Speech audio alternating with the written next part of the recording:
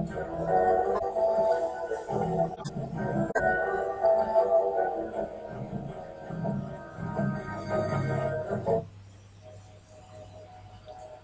peste negra é a designação porque ficou conhecida já na Idade Média a peste bubônica, no português europeu, ou bubônica no português brasileiro.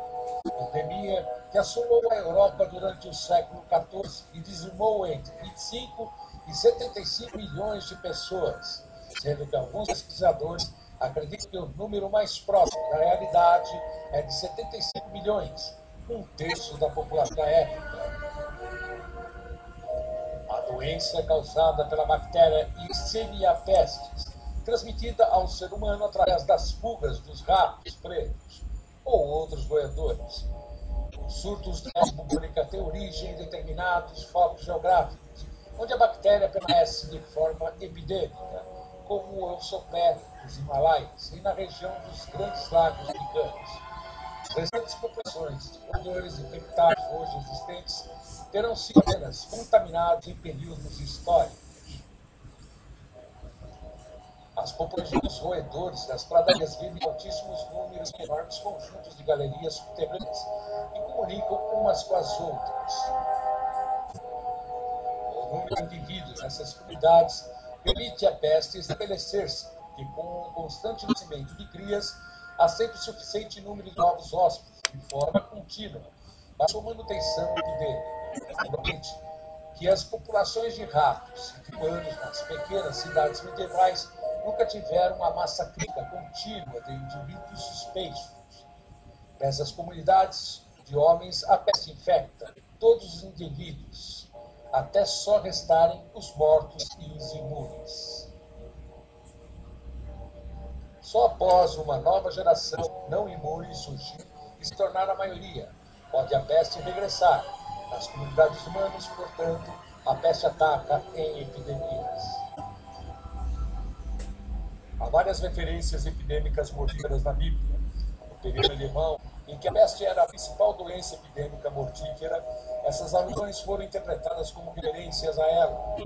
Uma ideia que tem sido aceita por muitos historiadores até o presente. No entanto, não existe nenhum dado clínico que permita identificar as doenças epidêmicas da Bíblia, como aquela que Deus teria mandado contra os filisteus, como digo após terem roubado a Arca da Aliança. Do ponto de vista médico, é improvável que a doença bíblica tenha sido peste. Não há referências claras a pulmos, nem que nenhuma sintoma característica. E na altura havia muitas doenças capazes de matar muitas pessoas em pouco tempo.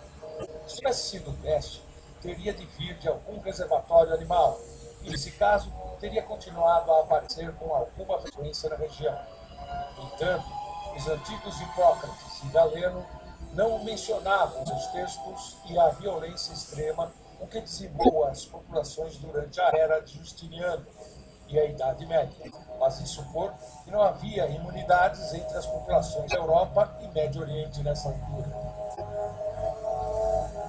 A epidemia descrita por Tucídides, que atingiu Atenas no século V a.C., durante a Guerra do Peloponeso contra Esparta, matando um terço da população, também foi considerada como peste.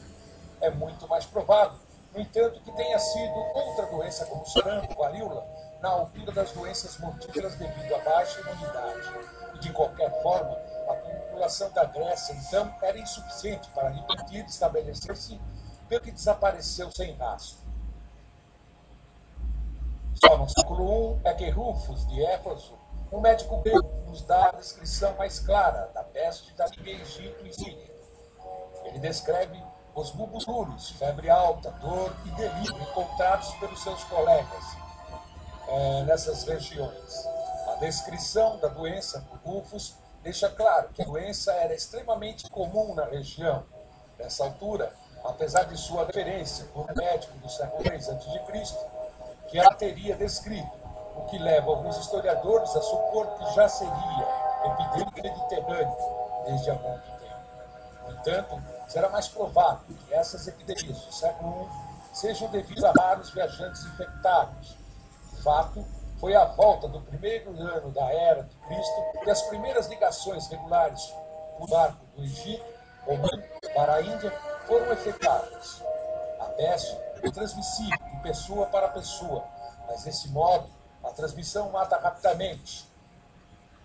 As epidemias desse tipo têm curta duração de extensão.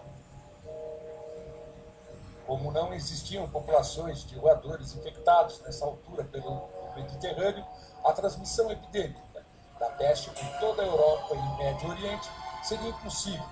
Abdali destacou-se nos estudos sobre a peste e deixou para o presente um importante relato sobre a peste, que nos anos de 1200 a 1201 assolou o Cairo e o Egito. A peste de Justiniano ocorreu no Império Romano do Oriente, mas conhecido como Império Bizantino, em 541 e 542. Os historiadores da época dão as primeiras descrições inconfundíveis da peste.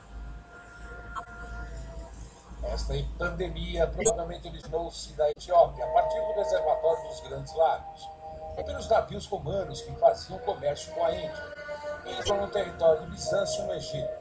Nessa altura, o Egito pagava a Anona o imposto do grão do trigo para abastecer os mercados de Constantinopla, como fizeram anteriormente em Roma.